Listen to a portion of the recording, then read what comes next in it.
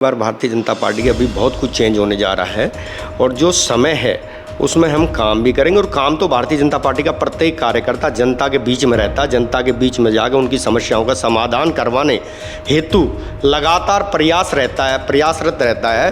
क्योंकि भारतीय जनता पार्टी का कार्यकर्ता कभी घर नहीं बैठता, चाहे हम जीतें चाहे हारें। विधानसभा में तीसरी बार भारतीय जनता पार्टी की सरकार बनने जा रही है। अब की बार NIT 86 से भारतीय जनता पार्टी का कार्यकर्ता चुनाव लड़ेगा और भारतीय जनता पार्टी का विधायक NIT 86 से होगा। इंस्टाफीड का डिजिटल प्लेटफॉर्म देख रहे हैं आप और इसमें मैं हूं आपके साथ तरुण तायल।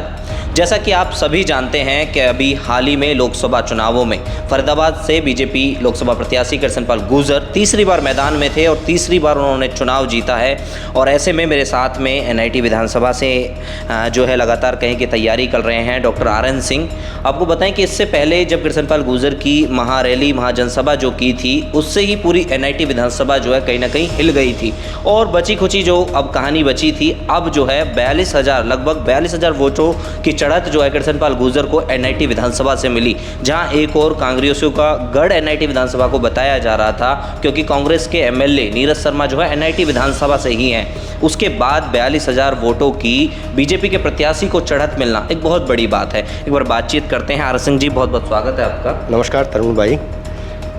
क्या कुछ कहोगे, इतनी बड़ी चढ़त मिलना, इससे पहले इतनी बड़ी रैली करना कि तमाम कांग्रेसी तमाम फरीदाबाद के लोग बाग हिले, ऐसी रैली कहीं पर भी देखने को नहीं मिली पूरे फरीदाबाद में, और अब जो है 42,000 वोटों की चढ़त जो है कृष्णपाल गुर्जर को मिली। देखो, केंद्रीय मंत्री कृष्णपाल गुर्जर जी को फरीदाबाद लोकसभा से विजयी बनाने पर सभी देवतुल्य कार्यकर्ताओं का और सभी कार्यकर्ताओं का देवतुल्य जनता, जिन्होंने हमें जो इतना बढ़िया जो, और NIT 86 की बात कहें, NIT 86 में प्रत्येक कार्यकर्ता जनता का एक एक साथी, जनता के बीच में हम जाते थे ना, ये लोगों ने इन्होंने हवाई बनाई हुई थी, लेकिन जनता के बीच में इनका जनाधार नहीं था।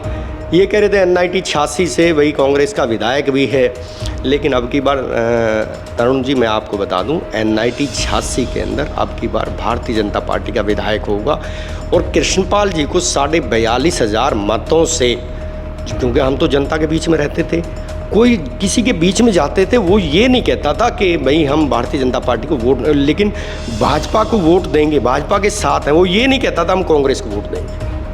क्या लगता है जिस तरीके के अब हालात देखने को मिले, 42,000 वोटों की चढ़त कोई मामूली चढ़त तो है नहीं।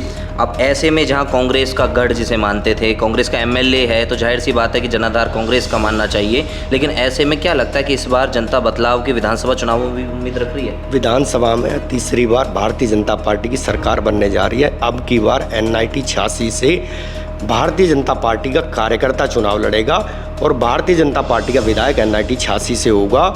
और हम सभी साथी, देखो NIT 86 के अंदर जितने भी कार्यक्रम हुए, चाहे डबुआ सब्जी मंडी के अंदर कार्यक्रम हो, चाहे सेक्टर 52 के अंदर कार्यक्रम हो, चाहे गोची के अंदर कार्यक्रम हो, हम समीक्षा कर रहे हैं कि हमारा कार्यकर्ता तो अपने आप लगा हुआ था और कांग्रेस को कार्यकर्ता इकट्ठे करने पड़ रहे थे, उनका संगठन नहीं है, जनाधार नहीं है। मैं मानता हूँ अब हरियाणा के अंदर उनकी 5 लोकसभा उन्होंने जीती है, लेकिन उनका जनाधार शहरी क्षेत्र में तो बिल्कुल नहीं है। आप जितनी शहरी बेल्ट ले लो, अब भी भारतीय जनता पार्टी, और तीसरी बार भारतीय जनता पार्टी की हरियाणा में सरकार बनने जा रही है। नहीं, आप जहां एक और हरियाणा में सरकार बनने की बात कर रहे हैं विधानसभा चुनावों में, तो ऐसे में अगर हम लोकसभा चुनावों के आंकड़े देखें तो फरीदाबाद से तो 6 विधानसभाओं में भाजपा को चढ़त मिली है, और ऐसे में पूरे हरियाणा के आंकड़े देखें तो 56 विधानसभाओं में 90 में से कांग्रेस को चढ़त मिली है। तो ऐसे में कैसे मुमकिन हो सकता है? देखना, अगली बार भारतीय जनता पार्टी का अभी बहुत कुछ चेंज होने जा रहा है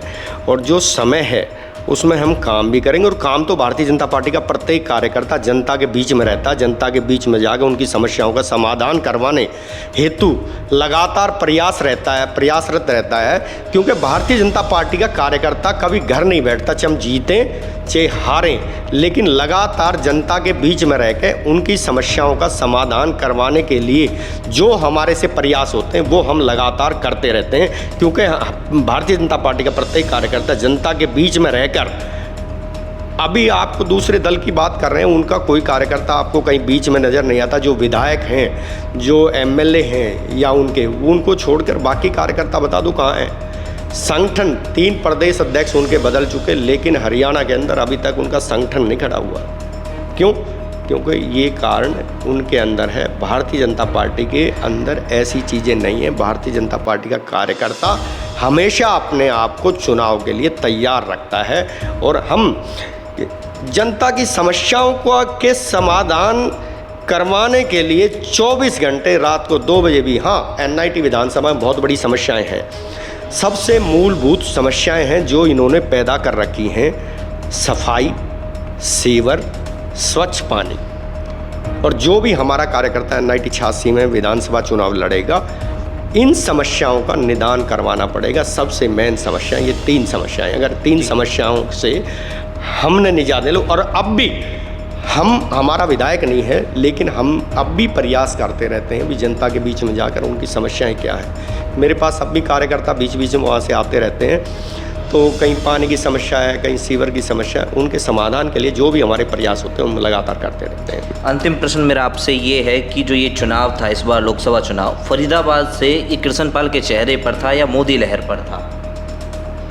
देखो, माननीय केंद्रीय मंत्री भारतीय जनता पार्टी के लोकसभा प्रत्याशी कृष्णपाल गुर्जर जी ने, ये नहीं कि मोदी तो हमारा चेहरा है, रहेगा, भारतीय जनता पार्टी का, देखो कोई भी अगर हमारे परिवार का मुखिया तरुण जी, उनको आगे लेकर उनको सम्मान देने का कार्य भारतीय जनता पार्टी का प्रत्येक कार्यकर्ता करता है, क्योंकि परिवार के मुखिया को सम्मान देना हमारा फर्ज बनता है। देश के प्रधानमंत्री माननीय नरेंद्र मोदी जी हैं, उनको आगे रखना, वो हमारी पार्टी के हैं, लेकिन अब तो पूरे भारत के प्रधानमंत्री हैं, तो उनको सम्मान देना हमारा फर्ज बनता है। लेकिन केंद्रीय मंत्री कृष्णपाल गुर्जर जी ने, चाहे हाईवे की कनेक्टिविटी हो और कितने काम हो, दोदोला में यूनिवर्सिटी हो, और ऐसे कितने ही काम होंगे जो इन्होंने करवाए हैं। मुंबई बड़ौदा से कितनी कनेक्टिविटी फरीदाबाद को दी है। मंझावली पुल में देरी जरूर मानता हूँ, लेकिन अब कंप्लीट होने के कंगार पे खड़ा हुआ है। आवाजाही तो शुरू होगी दोनों तरफ से, खाली रोड इधर तो कंप्लीट होने के